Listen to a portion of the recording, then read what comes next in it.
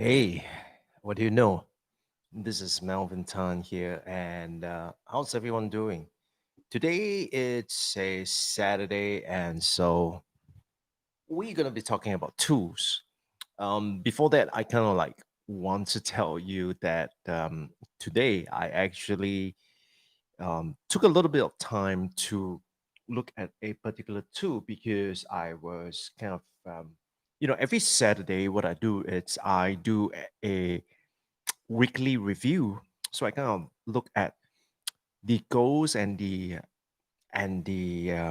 results that I want to achieve this week. Have I been able to achieve that? Now, obviously, sometimes I can, sometimes I would not be able to. Like for example, this week was a bit of a lackluster week itself. So wasn't able to achieve all the results that I wanted. Um, Nonetheless, the whole idea with the weekly review is really to evaluate why that is the case. So instead of beating myself up, really is to dive deep and say, what's going on? Is there something that's not working? How can I facilitate or how can I create an environment that facilitates the attainment of those results itself? And so I kind of, I kind of realized that there are certain things that I wasn't doing, and and also some of the things that I wasn't tracking. And so that kind of led me to ask myself, were the tools that I've been using, the best tool out there?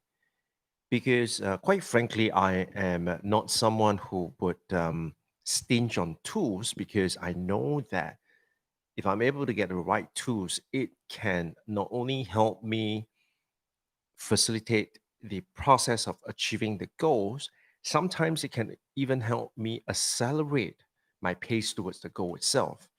And so, like for example, with this setup itself, I wasn't um, too much concerned with the cost because first and foremost, I had clients who were paying me, and I used part of that revenue that I got to invest in the equipment itself. Number two, I know that I'm going to be using it extensively. And so, in terms of the ability to generate revenue with this set of equipment, was something that I am confident of. And in addition to that, I was also able to use this set of equipment to kind of do other things as well. So it wasn't too much of a cost, but of course, it still costs a bunch of money. But first and foremost, it was all factored in. So when I got a new project the other time, I kind of factored in the cost that I was going to get this equipment. And so, technically speaking, this equipment were paid for by the client, and in addition to that, not just I didn't get into debt to buy any of this, equipment itself. I was also out there to hunt for the best deal possible. So essentially, I was able to get a few things at a pretty reasonable rate itself. So all that was good. So when it comes to tools itself, I would kind of make a few suggestions to you.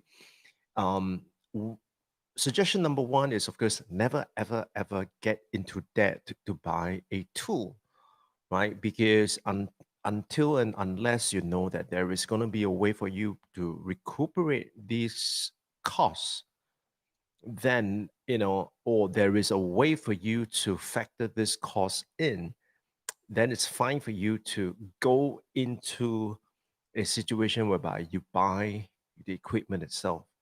So, but never ever go into that just to get the tools because really the tools is just secondary, right? I mean, I'm in a position whereby I am fortunate and blessed enough to be able to procure these tools, having it paid for, and at the same time to be able to use it to facilitate or accelerate my progress towards the goal. And so the thing behind tools is that you have to be discerning and you have to be focused on what it's really, really needed. So is it really, really absolutely necessary? Is it essential? Is it going to, how much value is it going to add? So, those are some of the things that you really have to, take into consideration. So when I select tools, for example, which we'll get into it in a bit, when I select tools, for example, there are a few key criteria that I look at. Number one is that it's that tool something that it's able to help me, it's is it able to facilitate the my progress towards the goal. And of course, not all the time you are able to determine that prior to purchasing it. So for example, when I got the Sony ZV-1 itself, the main idea behind that was that I wanted a lightweight, a movable, a lightweight and mobile camera. I wasn't too much concerned with the lens itself because I'm not using this as a DSLR. I'm really just using this more for point and shoot. And in addition to that, it wasn't all that expensive, and so that's why I decided to get the tool.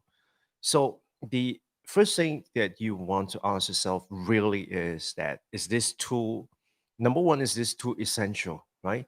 Is it essential? Number two is that how much value is it going to add? So like I said, sometimes it's possible to make an evaluation, a pre-purchase evaluation. Other times it may not be. And so when you can't, then that's really to list now what are the benefits versus the cost of getting this piece of equipment or this piece of tool. And of course, the third one, it's really how would this piece of tool be able to help you accelerate your goal itself, right? So here it's where we are talking about automation, for example, right? Is it possible to automate the entire process itself so that you are able to accelerate your path towards the goal itself? So with that all said, today what I want to share with you are the various tools that I put together to help me ask my audience and the people that I am connected with, ask them in terms of what are their goals and desires, what are their challenges, for example. So, as I mentioned yesterday, my process essentially is I go into LinkedIn, I go into Sales Navigator, and this is where I identify, who are the people that might be my potential client. And from there, really, it's to understand them. And once I understand them and once I'm able to build a rapport with them, the next step really is to be able to go deep into that process itself and ask them the $1 million question, right? And the $1 million question essentially is what is the single greatest challenge that you are facing right now in your business? And so the tool that I use, of course, for LinkedIn, the main tool that I use is Sales Navigator. Now, Sales Navigator it's a it's a really really powerful tool, and the reason it's a real powerful tool is that it it's possible to enable you to really look at who are the people that you are connected with, right? So let me just pull out this for you.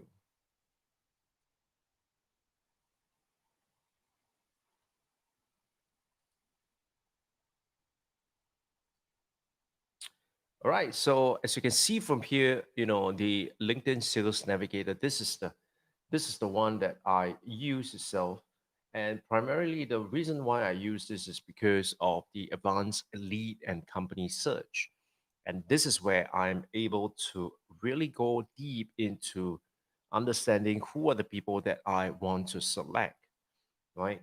And then, of course, from there itself, it enables me to do things like leads recommendation.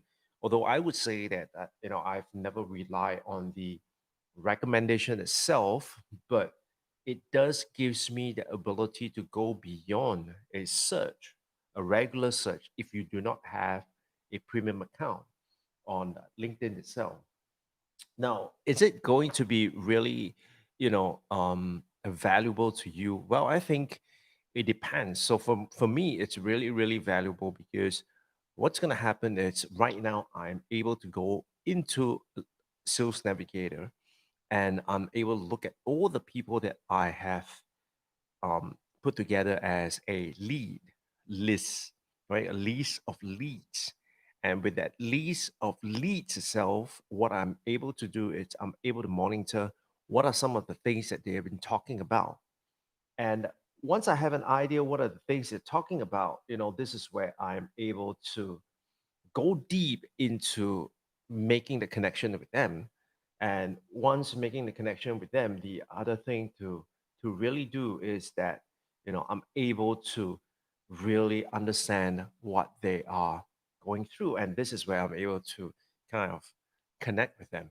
So I use Sales Navigator because if you want to look for a list of people to work with, the regular LinkedIn features might not be able to do the job.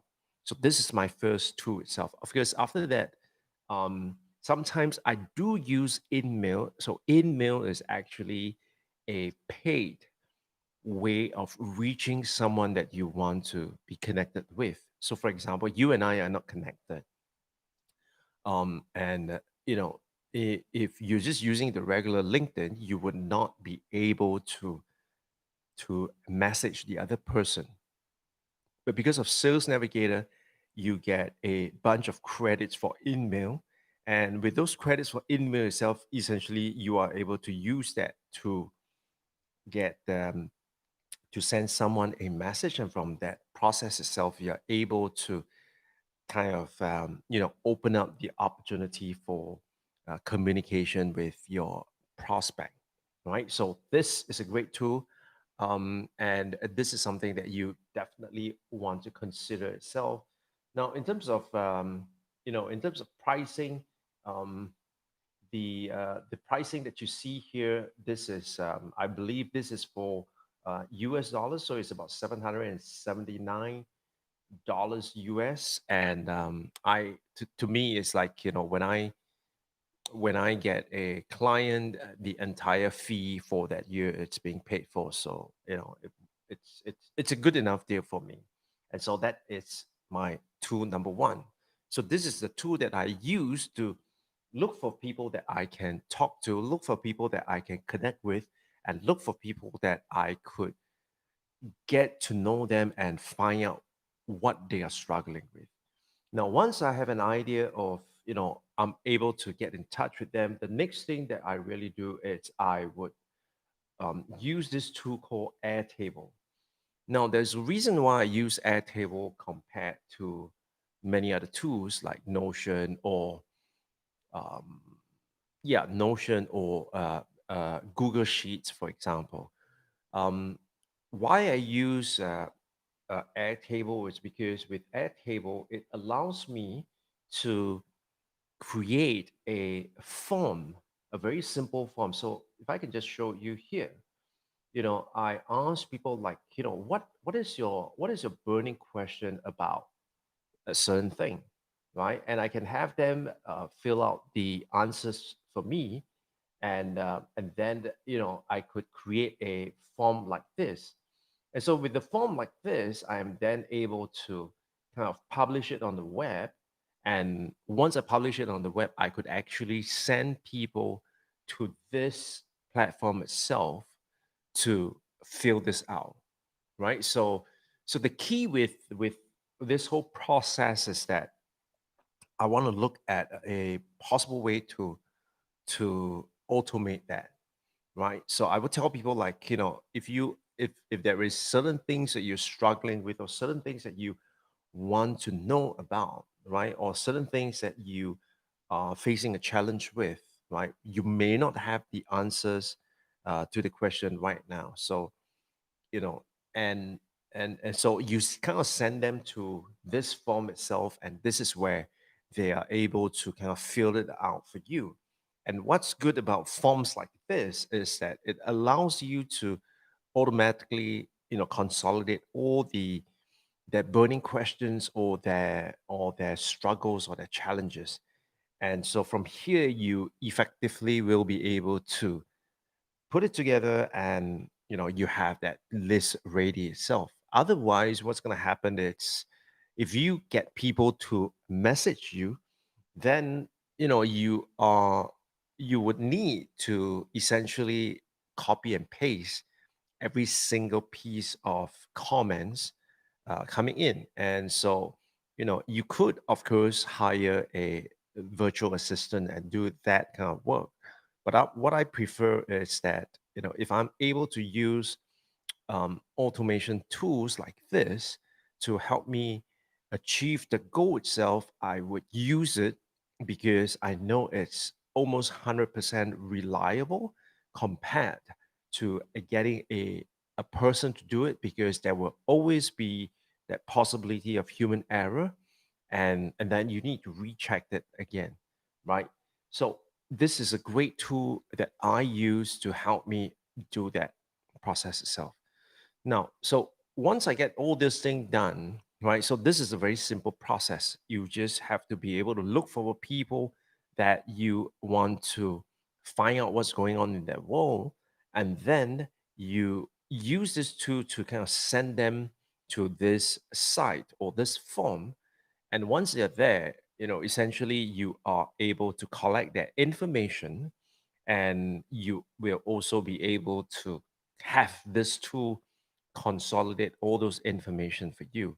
And besides, whenever someone respond, you get a notification, so you know that things are going on.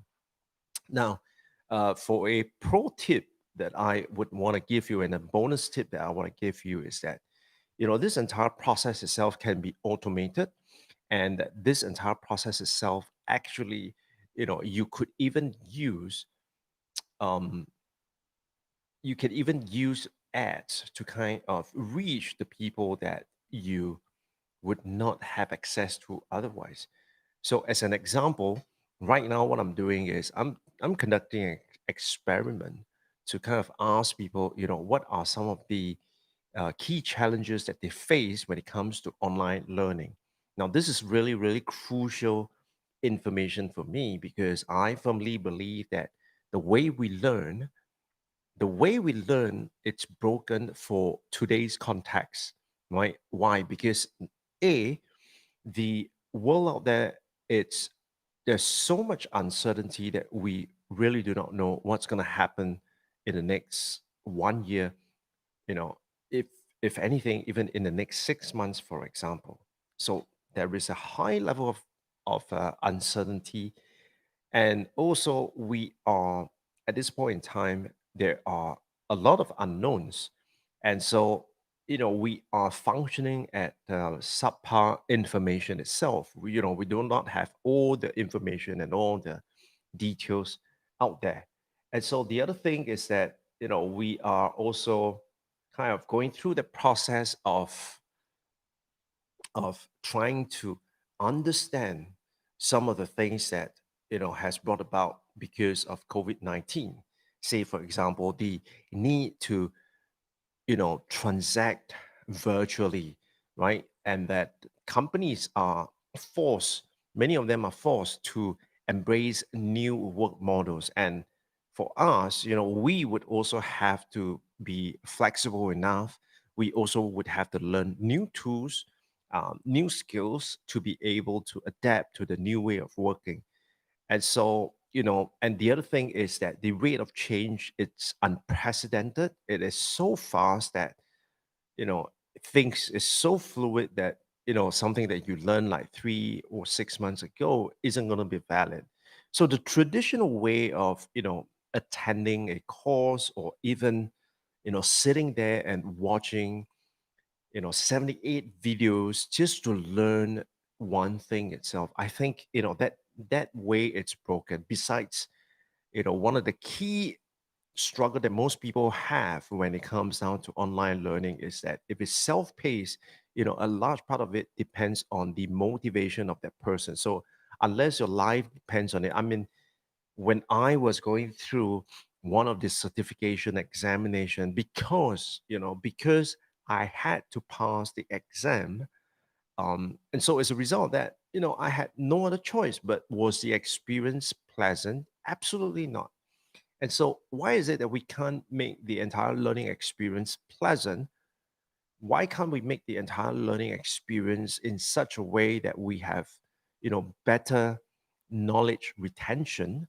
And why is it that the learning experience cannot be designed in such a way that there is application as well as we are able to see how it's able to give us feedback and we are able to change the way that we have applied or whether we understand or not, very, very quickly. And so, these days, you just don't have the time to like, sit through a 3-month course, right? Or even a 3-week course just to learn something. And then you have to go through all the tasks or all that, exam or assessment. I think that's ridiculous. So, I'm in the process of re-looking at the way people learn, and of course then with the way that we should be teaching, right? And we should be facilitating the process of people getting the knowledge as well as being able to apply them. So all that's in the works, but what I really want to know is how big is that thorn in on the side of people, because if it's big enough, then obviously it is a viable solution to pursue. But if it's not big enough, you are just trying to sell ice to Eskimo, right? I mean, people admit and people know that it's not the best way, but they're just not willing to pay money to have the problem resolved. And so, you know, if you can't get them to want to spend money to resolve that problem itself, then it's going to be a big issue itself. All right. So with that, I really hope that you got away with some things in terms of the tools, in terms of how you should be doing this whole process itself, because I can't tell you how much this thing is important, because without this piece of information, without the process itself, without the tools to help you automate, it's going to be a long and tedious task in and of itself. And so, if this video has been helpful, give me a thumbs up. And if you want to know more about topics like this, then definitely subscribe to the channel. And I'll see you guys on the next one. Bye bye.